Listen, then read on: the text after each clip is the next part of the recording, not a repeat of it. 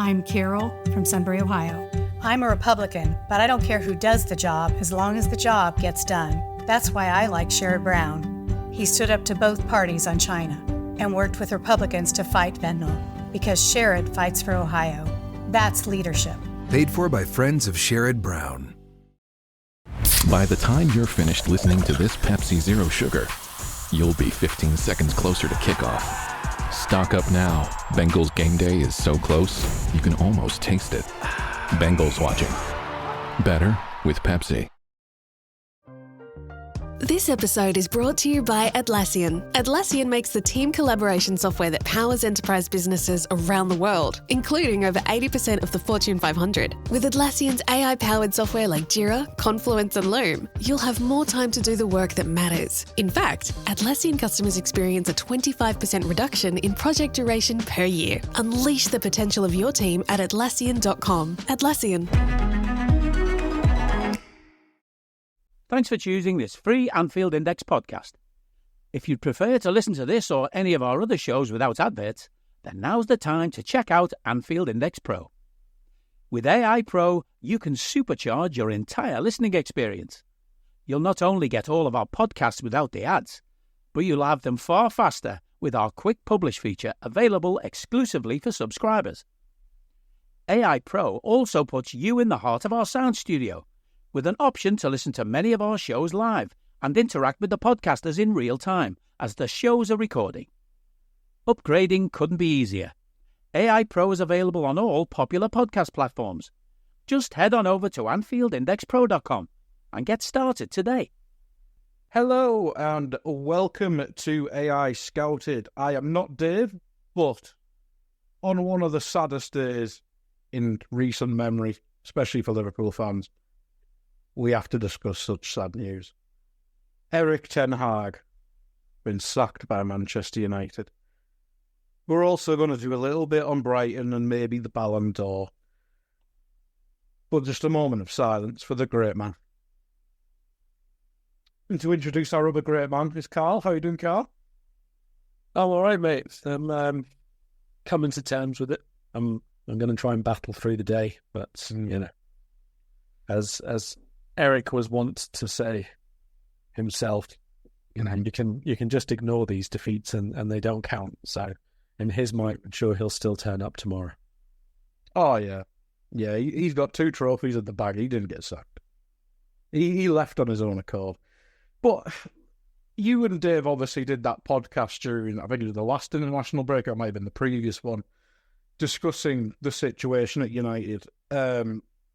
And you both unanimously agreed that he should be sacked and probably should have been sacked in the summer as well. They've obviously made that decision to keep him in the international break, which obviously looks even more stupid now. They beat Brentford, if I remember correctly, and then they lose against West Ham in a game, by the sounds of it, they should have won comfortably. I'm sure we've all seen the Dalot miss by now. A bit of a dodgy penalty. But yeah, I mean, this decision's clearly backfired on Ineos and Man United, because even for us who want to keep Ten Hag because he was an awful manager, especially at their place, I just don't understand how they kept him in the summer. There's plenty of managerial options. The FA Cup would have been a nice thing to end his tenure on, but after the first game this season, I think everyone just went, nothing's changed with that football club. Yeah, I agree fully. Even with the signings, it seemed to be more of the same, similar sort of process, similar sort of decision-making, definitely similar sort of amounts being spent. Like we both even said on that podcast a couple of weeks ago, we went for the same manager who would be the best fit for them. That was Thomas Tuchel. And again, like you say, it's looking worse and worse with every passing week because he's gone now. Amorim doesn't want to leave mid-season by the looks of things. So either you leave yourself in another Rangnick situation where you have someone in charge till the end of the season and the players know that there's no continuity there and the fans know that you're not building towards anything and it's just yet another massive waste of time. Or you go for a secondary choice and maybe that's not as good a manager, maybe that's not as, big a name or reputation, maybe that works out better for United, given how their first choice has gone over the last decade or so. But yeah, it's been an absolute farce of a season for them. Absolutely no sympathy, because these are, I'm not even sure if it's a decision that they took to keep him or a non-decision to not get rid of him, but either way, it's been appalling. It's been really, really bad. Like you say, there's been maybe the West Ham game they deserved to win, but they didn't, and that's more or less the point of their entire season. There might have been games they deserved to win, but they didn't, and most of the sides they've beaten have been very, very poor ones, maybe not even in the same league. Even in Europe, they still haven't won a game yet. We're 3 matches into a secondary competition. It's just shambles. Yeah, it's just not good enough. It's not good enough. Let's have a look to the future then in terms of replacements. I'm guessing Van Nistelrooy will probably be there until at least the next international break, which I think is a couple of weeks. But in terms of betting odds, just to get some names out there, I mean, Ruud van Nistelrooy, there's Count Caretaker, so I'm guessing he's there for that reason. But we have seen them do silly things in the past. So Ruud van Nistelrooy, first name mentioned. Xavi Hernandez will come back to. Gareth will definitely come back to. Amarin, you mentioned there, probably won't leave mid-season, but it wouldn't be surprised if they do hire an interim if he's high up on the list. Nagelsmann, why would you leave Germany to commit career suicide? Who knows? Thomas Frank, Graham Potter, Kieran McKenna, we know was linked with the Chelsea job and the United job at times in the summer. Michael Carrick and Edin Terzic. Let's look at the ones that are out of work there, because you could obviously probably go and grab Thomas Frank from Brentford, and I don't think Brentford would be too upset with that because he's joining one of the biggest clubs in the world. But let's start from the bottom there. Edin Terzic. He did relatively well with Dortmund. Got to a Champions League final. Should have won the league 2 years ago, and then did Borussia Dortmund things. Slightly younger manager who's obviously still developing, but would someone like that be the right fit for Man United? I mean, a tad hipstery, that's probably the right word for it, but be a big job for him. Do you mean until the end of the season or as a full-time appointment? Ooh, that's a good question. Because I don't think that Terzic is ready for United. Really, the only reason he got the Dortmund job, let's be honest, is because he worked there beforehand. Yeah. He covered there for a while before, and he had the job, got the job again, but it was at a club that he already knew and already knew him. So that's very different to walking into one of the biggest jobs in world football. Let's be absolutely clear on that. That is a shit show, isn't it? Indeed. Yeah, well, maybe as an interim then, because I'd agree maybe the job is too big for him. But say if Ruud van Nistelrooy didn't get it and they fancied someone with a bit more experience, maybe he could earn the job. But if you give Terzic the year, I mean, it'd at least introduce him to English football, because I think he's probably a name you will see rock up at, I don't know, West Ham, the Germanic connections there with the director of football, etc. But maybe an interest, but there is more interesting names there, to be fair to look at. McKenna probably won't leave Ipswich mid-season. Graham Potter, we've seen the Chelsea job, and it didn't go well. We know Ineos tried to hire him at Nice, which is slightly interesting, I suppose. I think he'd suit the United job better than the Chelsea job, but it'd be too big a gamble, I think. Yeah, what do you reckon of the few names there? I think Potter would be an interesting one if they were taking a very deliberate, let's say, 4-year approach to this. Yeah. Sorry if that was noisy there. Yeah, I think if they were sort of really clear to Potter, like, you're going to do this job for 2 years, and, you know, if you surprise us, you shock us, and you get us, like, trophy competitive and all the rest of it at that point, then fair enough, you might stay longer, but our aim is for you to re-establish us as a side in the top 5, let's say, more or less. And we think you're capable of doing that, but maybe not title-winning material yet. So maybe they take a 2-step approach, give him 2 or 3 years, something like that. Then maybe fair enough. I can't imagine Man United will do that, to be honest. It doesn't seem a very Man United thing to do. Seems like they'll just try and appoint biggest, best, brightest, shiniest, who's going to win the title in 2 years' time, something like that, even though that's an absolute impossibility, basically. Most of the rest of those names, I'll be honest, if you're going to appoint them, I would just keep Van Nistelrooy there. He's already had time at Young PSV and then at PSV's first team as well.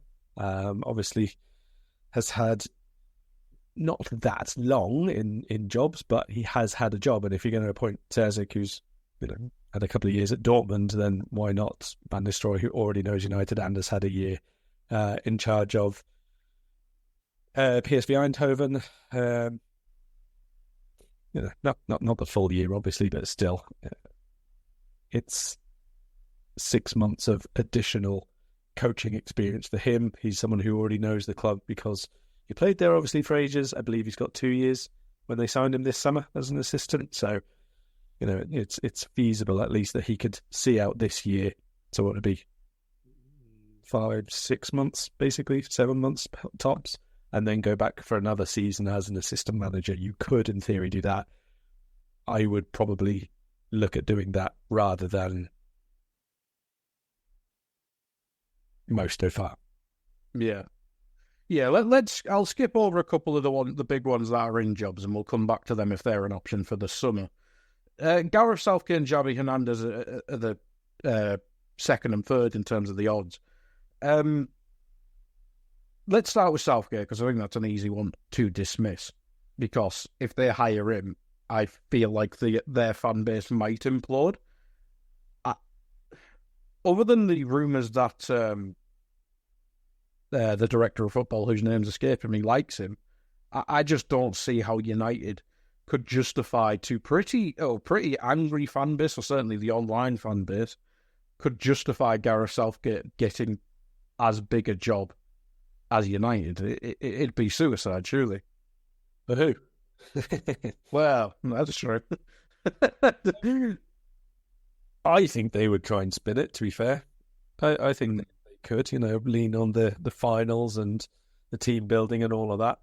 And sooner or later, someone's going to. And if they have genuinely considered him as an option, now's probably a time, because I would imagine next summer someone will probably take Southgate, whether that's of a similar standing or a smaller club or whatever. I think someone will eventually take the punt for him, because he has reached those finals. He has shown good team building, not necessarily great football in the way that everyone had all those complaints about, but he did get to the finals, and he did manage to win games or not lose games in cup competitions, which is just as important, obviously. I very much doubt that too many Man United fans would be vocally supportive, but I also don't think that they would be wildly against, given how things have been over the last few years. Yeah. Like, I could understand it from a logical point of view. The club's quite toxic. England was quite toxic when, Sam Allardyce had one go at it. But basically from Capello, Hodgson, Sam for a game, it never felt quite right at England, especially the very end of Hodgson. It was just god-awful. So, yeah, I could understand kind of fix the club, but in terms of the on-field product, I just don't see how you'd be able to justify it. Xavi Hernandez is an interesting one. Done a bit of a mixed job at Barcelona. Nearly made him an Italian team there. Obviously, a lot of politicking at Barcelona, so he's had to deal with probably quite a similar amount of bollocks he would have to deal with at United. Won a league title at Barca, then the second season kind of imploded a bit, if I remember correctly. Obviously, he's a big name and quite a young-ish manager. If they are looking to appoint a permanent manager now rather than the summer, is he probably top of the list out of the ones who aren't in a job? This episode is brought to you by Allstate. Some people just know they could save hundreds on car insurance by checking Allstate first. Like, to check you have the tickets in your wallet first before you drive 2 hours to the big game. Seriously, you had one job. Now the closest you'll get to the 50-yard line is parking lot D. Yeah, checking first is smart. So check Allstate first for a quote that could save you hundreds. You're in good hands with Allstate. Savings vary. Terms apply. Allstate Fire and Casualty Insurance Company and Affiliates. Northbrook, Illinois. You know when you reach that age where everyone and their mother won't shut up about their credit scores, yet it seems like no one really understands what's so special about those 3 random numbers? That's because credit scores are meaningless, unless you have Credit Karma to show you how to use them. We use those 3 random numbers plus your financial profile to help you find your next opportunity, like a more rewarding credit card, a game plan that helps you pay down debt faster, or a personal loan to help you save more on interest payments each month. Cha-ching! Download Intuit Credit Karma today to get started. Time to move? Skip the hassles of selling during the holiday season and sell your home directly to Opendoor. Request an all-cash offer in minutes, close, and get paid in days. You can even pick your close date so you can move after New Year's. Start your move at opendoor.com or download the Opendoor app. Opendoor is represented by Opendoor Brokerage Inc., license 02061130 in California, and Opendoor Brokerage LLC in its other markets. Terms and conditions apply. Get your holidays started with the perfect tree in your perfect style from the Home Depot. Whether you want something that you can assemble in a few clicks, steal the show with over 2,000 color-changing bulbs, or a tree with lights that can be controlled by remote or foot pedal. The Home Depot has it all in our huge assortment of premium trees. Plus, get free delivery on over 2 million items this holiday from the Home Depot. Subject to availability, see homedepot.com/delivery for details. Suppose he might be. I wouldn't, I'll be honest.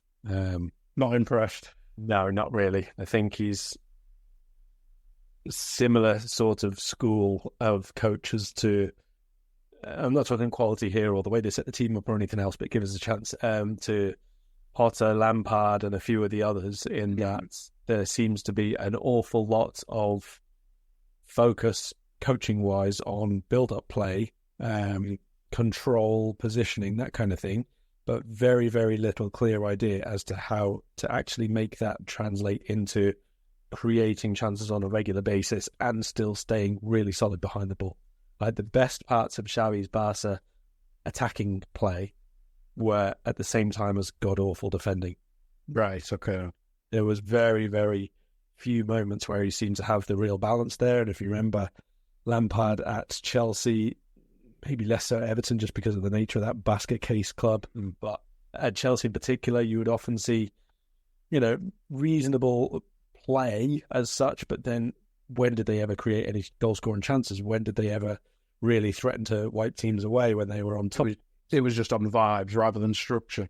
Exactly so. And Xavi, or I found Xavi's team very, very similar. I mean, look at Barcelona now under a much more experienced coach who has a much clearer idea of how to go from having the ball in midfield to creating chances in the final third. There's a big, big gap there with very much the same players without Gundogan, but with, Lemina's 1 year older or whatever you want to say. His clarity of implementing the style of play he wants is so much better than Xavi was ever able to do. And that's probably a large part due to coaching time and experience and things that they learn as managers. And while you can probably say Graham Potter was, had a lot more time than some of those coaches because obviously he was in Scandinavia and whatnot, but I think it was still quite a lot of the same sort of stuff. There was an awful lot of Potter at Brighton, and then Potter at Chelsea was so much of the build-up, so much of the positional play, so much of the retention and control of the game, but actually creating chances, scoring goals, making that final, not the final pass, but the final section of the pitch be as cohesive as he would have liked the rest of it to be, lacking, let's say. Xavi, I think, is still very much in that boat. Yeah. No, I mean, having not watched basically any of the league for the best part of a decade now, to be honest, from the little glimpses I see, I remember them losing to United in the Europa League, for example, so that's not a good look either. But, yeah, if they're going to do a big Arteta project, you'd probably be looking at someone like a Potter or a Van Nistelrooy if they want slightly less experienced coach. Obviously, Potter's got a good experience, as you mentioned, maybe not at the highest level. But in terms of names for the summer, probably more so, unless they do a madness and buy someone out. I don't need a VPN. I've got nothing to hide. This is what I used to tell myself before I hooked up with LibertyShield.com. Not only is my home internet now fully encrypted, but I can now access all the websites I want, whenever I want, and do so from absolutely anywhere. As a Liverpool fan, I love to know I can now watch every match, regardless of whether it's on UK TV or not. My Liberty Shield VPN makes sure nothing is blocked and guarantees me super fast streaming speed throughout that match. You can get connected right now with their software package, which includes a 48-hour no-obligation free trial and instant access to their apps for Apple, Android, Fire TV, PC, Mac and Android TV. Or go a step further like I have and get one of their pre-configured VPN routers. These small but powerful devices allow you to easily connect every device in your home to VPN, making it the perfect solution for smart TVs, Mac boxes and games consoles. Visit libertyshield.com today and use coupon code AIVPN25 to get 25% off at checkout. Amarin, you've already mentioned. Nagelsmann, will he last in international football? Who knows? And I'd probably throw Kieran McKenna as the main free names, because I think their CEO came out a few months ago and said 2028 was the target. I suppose Kieran McKenna fits that timeline. Would those three names be not top of your list, but probably top of their list? I mean, maybe. I mean, it's very difficult to know. I mean, you take Liverpool, for example. We made all sorts of lists, and who was at the top? Arne Slot was nowhere on the top of it. Obviously, they have been able to do much more work than we can, or people outside clubs can, or people outside football generally tend to do. To be fair, that's Liverpool. This is Man United. Yeah. And to that end, one of the links out at the minute, which is on goal.com, so you can pay attention or not to it as you wish, but is that they are not ruling out an approach for Ole Gunnar Solskjaer. Oh, fine. Now, what a day. I have my doubts, let's say, that would actually come to pass. But the point is there that you can go to people who know the club, you can go to people who have, out of work and all the rest of it. But do they always line up? Do they always prove to be the best thing? It really does depend. I don't really get why United would, there's a couple of reports out at the minute saying United would be reluctant to pay 20 million for Amorim or 10 million for someone else, or it's cost a lot to get rid of Ten Hag now mid-season. 17 mil, I think it was, for Ten Hag. Yeah, but I mean, they're spending 3 times as much of that on absolute crap players. Oh yeah, Anthony cost 8 mil, didn't make any sense at all. It's expensive, I get that, but Man United have spent so much on mediocre garbage. Surely it's worth paying whatever they need to get the person that they think is the one who can make those players work. How much are they going to lose on Sancho this coming summer? How much have they already lost on Casemiro? What is the residual value now of Antony? I mean, it goes on and on and on. Someone has to come in and start working with all these players that, most of them, not all of them. I don't think that a manager being at a club already should be a defining factor for United taking them or not. If there's somebody that they want and that manager won't leave until the end of the season, then you have to make a decision. Do you want to wait for that manager, or do you want to get someone else who you think will be good? Because it can't possibly just be one person you think can manage the club. Because if you're wrong about that, or they just don't gel, or it doesn't work, or the players don't get on with them, or whatever, what are you going to do? Have no manager for the next 3 years? Obviously not. You go and find someone else. So there has to be alternatives. To be fair, have United had a manager since 2018?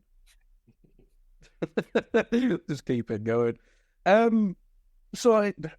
Ruling out all asterisks and different circumstances, is Amorim the one? Because we've obviously seen him linked to Man City already if Pep does leave at the end of this season. He's obviously got the Mourinho connection there, being Portuguese and doing very well in Portugal. And he is seen and basically rightfully seen as the next big thing in management, probably himself and Xabi Alonso, you'd say. But if Xabi went to United, I think there would be pitchforks in this part, in Liverpool part of the country.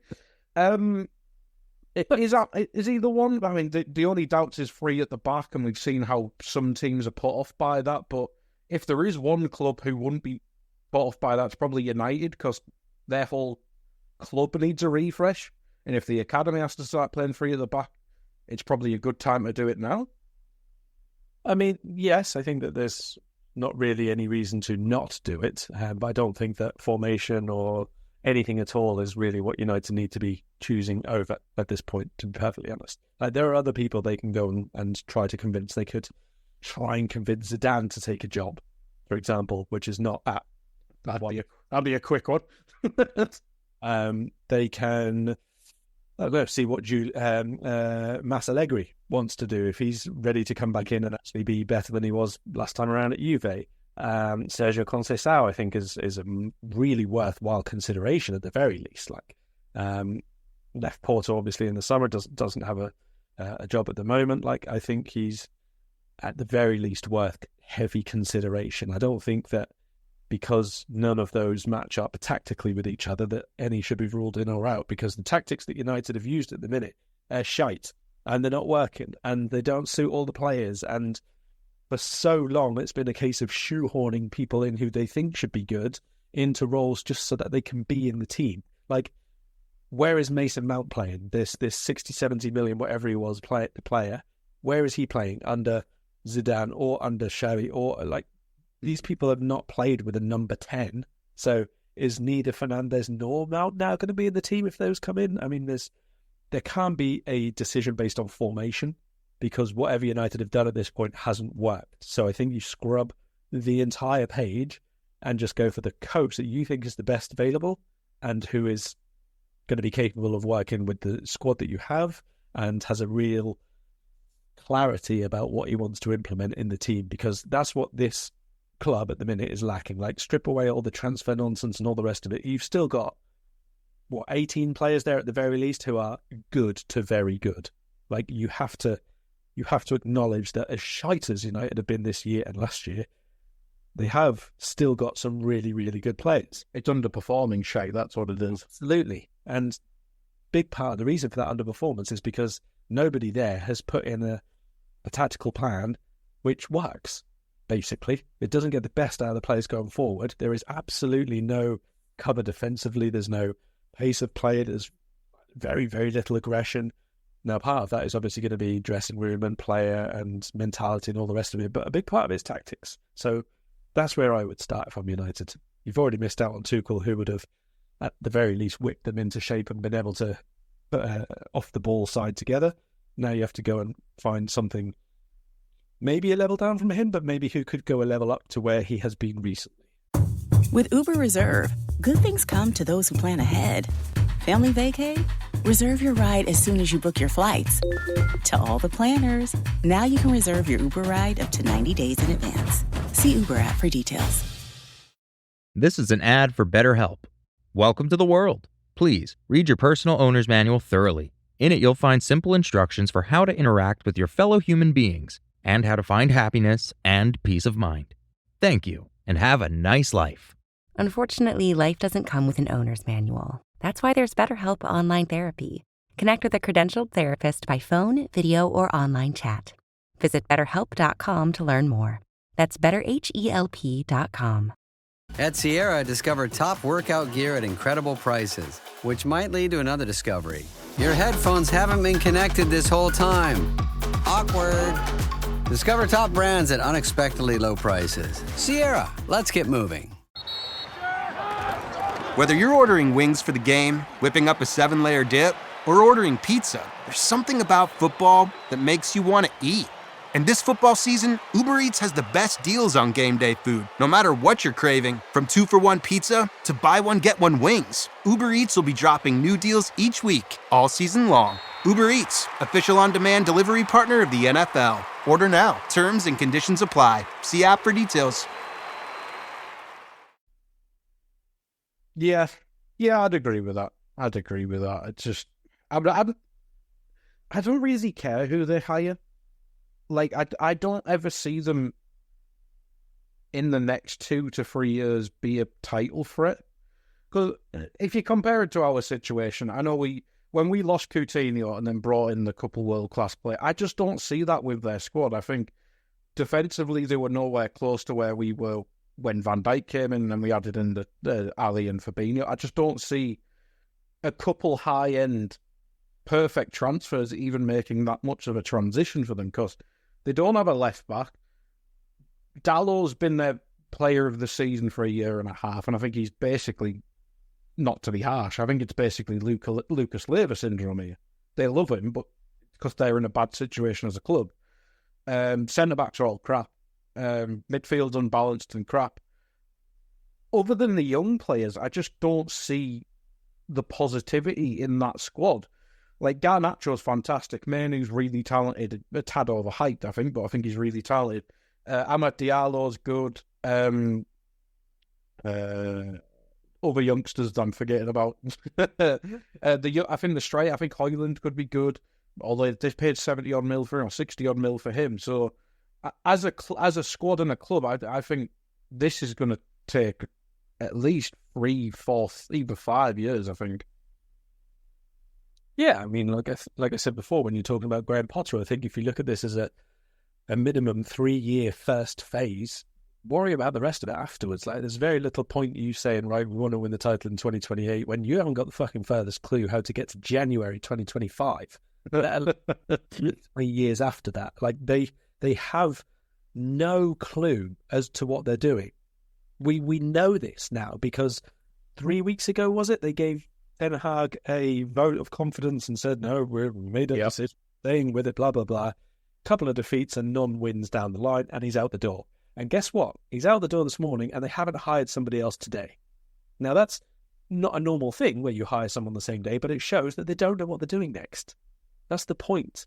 And if United don't know what they're doing for October into November, don't come at me and tell me that you want a title in the next 3 seasons. It's not happening.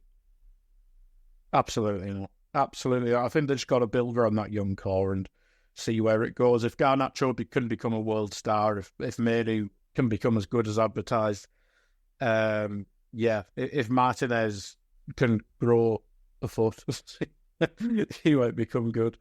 But yeah, I think it's not going to get better. It might get better in the short term, but in terms of the big pots, I just don't see it.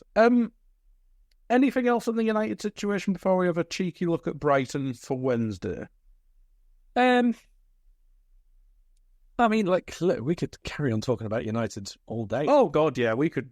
All the memories. Yeah, the memories. But even looking forward, like, to be fair, like we've just said, like there's one hell of a squad there. If you consider the fact that they are 14th in the Premier League table and have won 3 games this season, like it's so bad that the possibilities now are kind of endless, if you know what I mean. Like they've been so poor that really they can only get better from this point. So we can look ahead at their fixtures and say, like, right now, Ten Hag moaning and groaning that luck hasn't been on his side, or we can say 1, 2, 3, 4, 5, 6, 7, 8. His final 8 games in charge, he won 1 of them.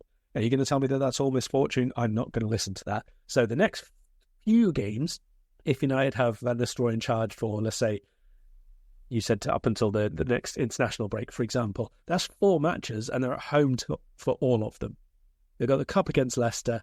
They've got Chelsea in the league. They've got PAOK Thessaloniki in the, what are they in? The Europa.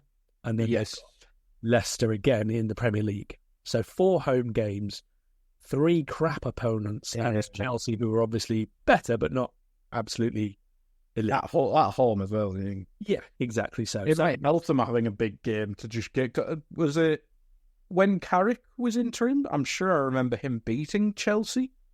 So it might be the perfect opponent for it, really. Yeah, I mean, like, there's like I say, 4 home games in a row is like a really nice start. You can kind of say to the squad, like, almost this is like a little camp, sort of mid-season. We're really going to bed in here. We got, what is it, the best part of 14, 15 days, something like that, where they're going to play those 4 games. At that point, we can regroup and see where we are, but we're going to do better, and we're going to start that right now in this first training session, and then in the cup game against Leicester.